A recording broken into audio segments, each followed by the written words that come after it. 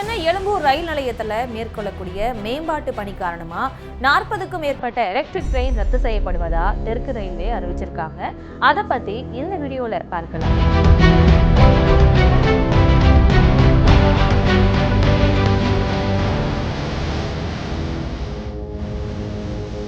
சென்னையை பொறுத்த வரைக்கும் பெரும்பாலான மக்கள் பொது போக்குவரத்து தான் பயன்படுத்துறாங்க.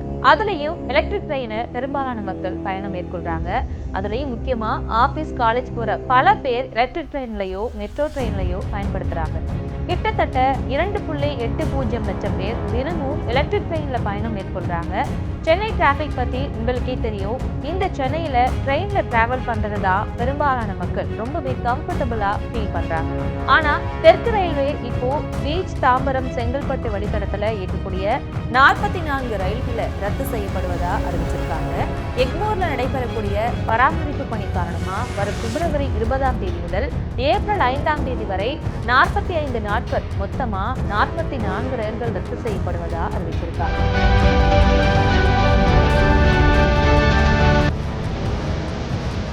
இதனால பெரும்பாலான மக்கள் பாதிப்படைய போறாங்க. சென்னை கடற்கரை ரயில் நிலையம் செங்கல்பட்டு பிரிவில் இயக்கப்படக்கூடிய மொத்த புறநகர் ரயில் சேவைகளின் எண்ணிக்கை 204 164 குறைக்கப்படும் சென்னை ரயில்வே பிரிவு அறிவிச்சிருக்காங்க. இந்த 45 நாட்கள்ல சென்னை கடற்கரை, தாம்பரம், செங்கல்பட்டு பிரிவுல ஞாயிறு கால அட்டவணை எதுவுமே பின்பற்றப்படாது என்றும் பயணத்திற்கு முன்பாக திருத்தப்பட்ட அட்டவணையை சரிபார்க்கவும் பயணிகளுக்கு அறிவுறுத்தப்பட்டிருக்கு. புதிய கால தற்காலிக அட்டவணையை வெளியிட்டிருக்காங்க. பிளாட்ஃபார்ம் 10, 11 இயக்கப்படக்கூடிய மின்சார ரயில்கள் ஏப்ரல் 5ஆம் தேதி வரையும் பிளாட்ஃபார்ம் 5 and 6 இயக்கப்படும் அறிவிச்சிருக்காங்க.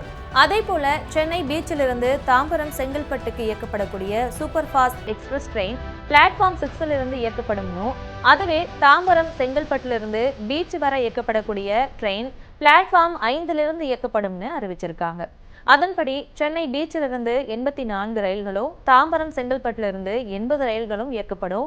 அதுல 11 ரயில்கள் பீச் டு எக்மோர் வர இரு மார்க்கத்திலேயே இயக்கப்படும் அறிவிக்கப்பட்டிருக்கு. அதே சமயம் ஏசி ட்ரெயினை பொறுத்த வரைக்குமே அதுல எந்த விதமான மாற்றமுமே செய்யப்படலை. என்னதான் மேம்பாட்டு பணிகளுக்காக இந்த மாற்றம் செய்யப்பட்டாலும் பொதுமக்களுக்கு திண்டாட்டம் தான்.